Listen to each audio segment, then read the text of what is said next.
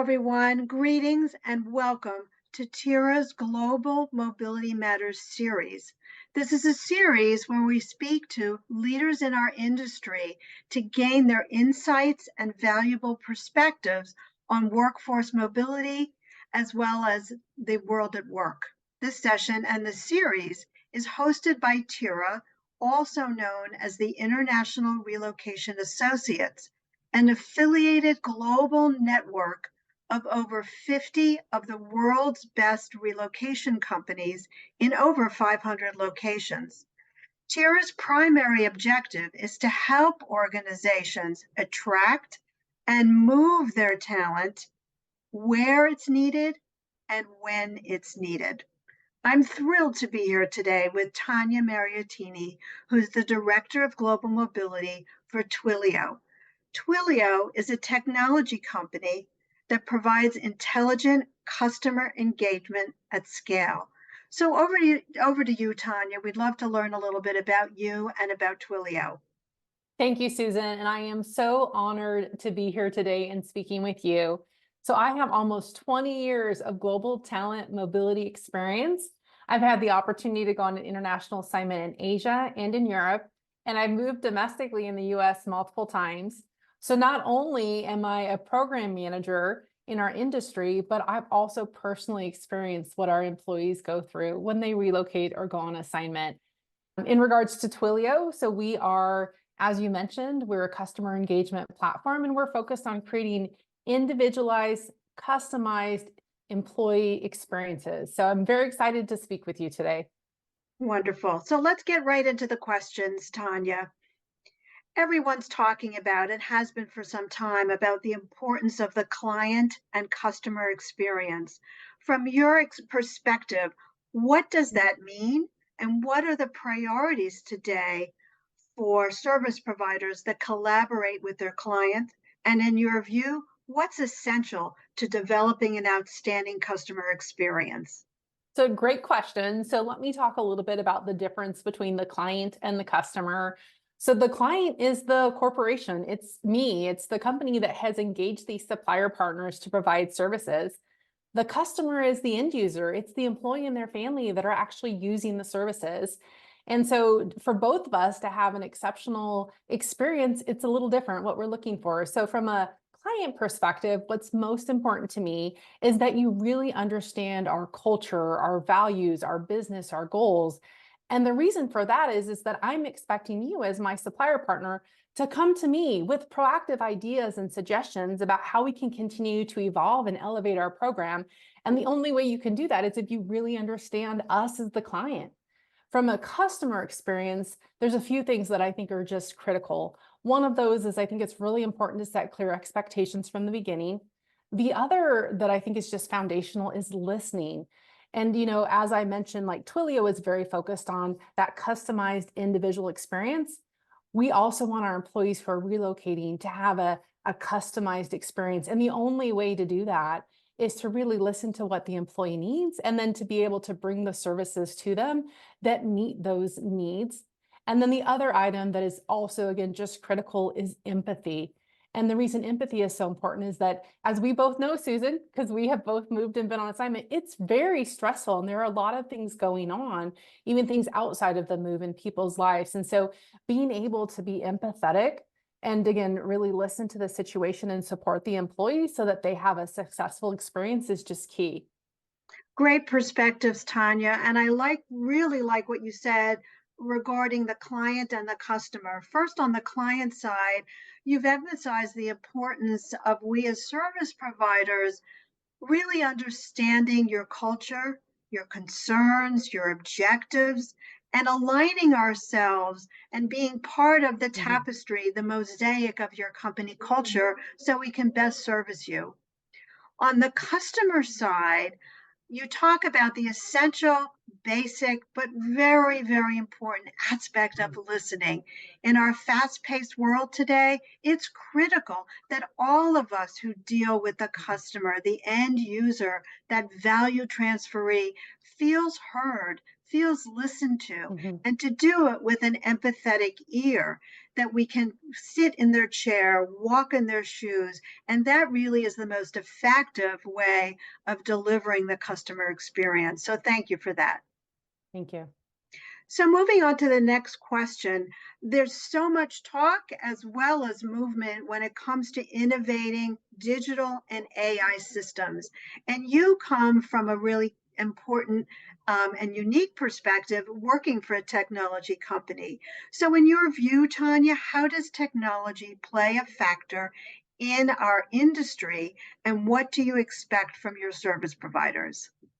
So this is a great question. So I think that technology is just so important. And obviously, being at a tech company, it's something that we focus on. But I would say for everyone in the global mobility industry, this has been a focus area for quite a long time. And part of that is because we all have, most of us anyways, have small teams and we're resource constrained and we're looking at ways, how do we automate things? How do we become more efficient?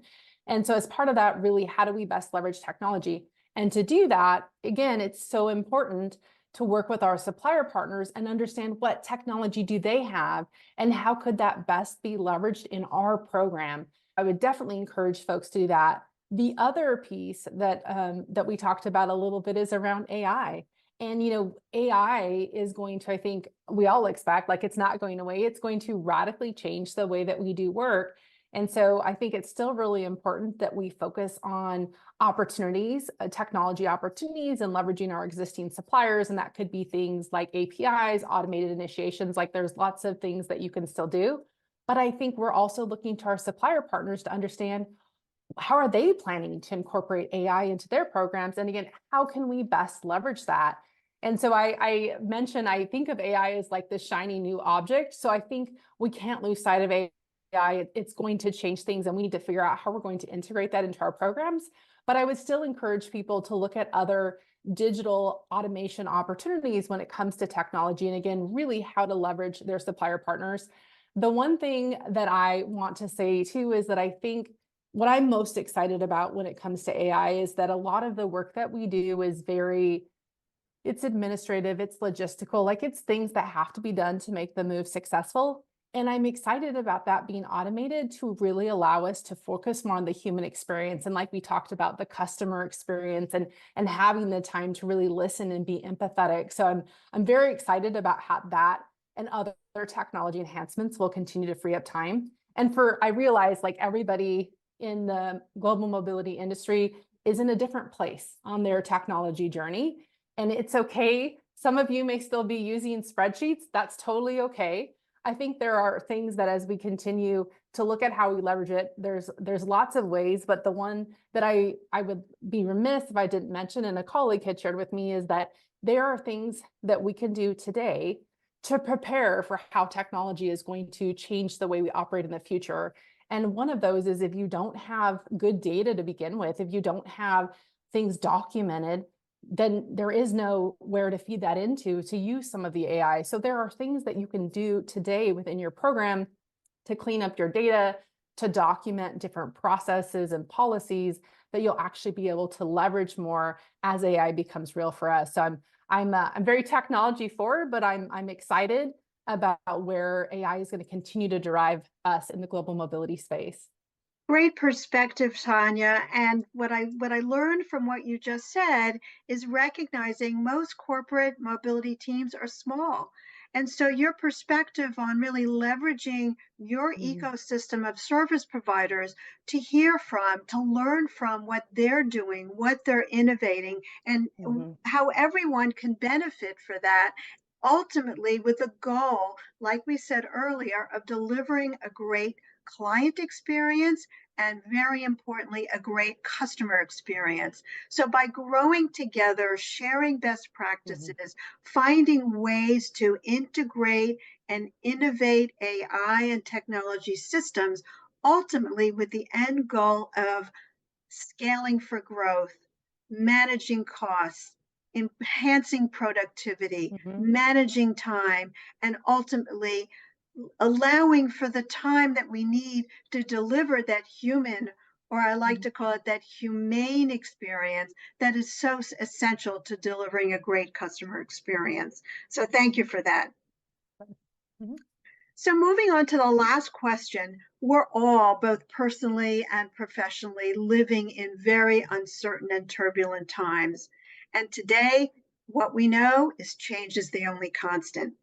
So in your view, Tanya, what does the future of work and talent mobility look like?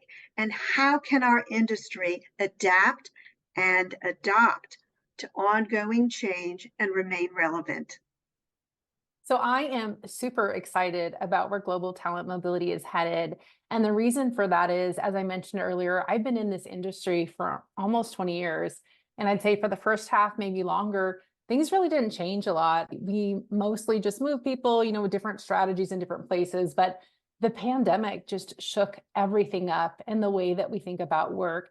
But it also pushed global mobility into the spotlight as we stepped in to really help support remote work and hybrid and understanding the complexities with tax and immigration as the experts. And so because of that, I just feel like we're starting in this really great place where people finally really understand the value that we bring.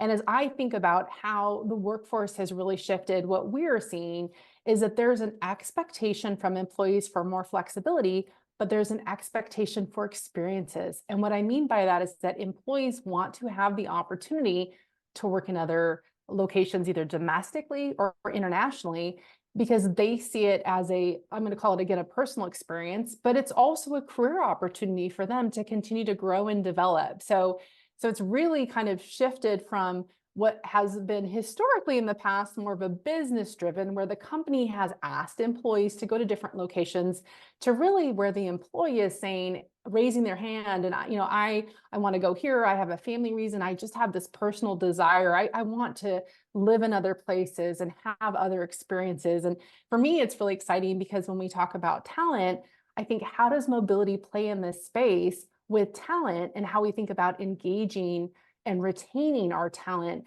by creating these employee experiences and also developing our talent. So for me, I'm really excited about what this radical change in the way that we think about work is, and the role that global mobility can play.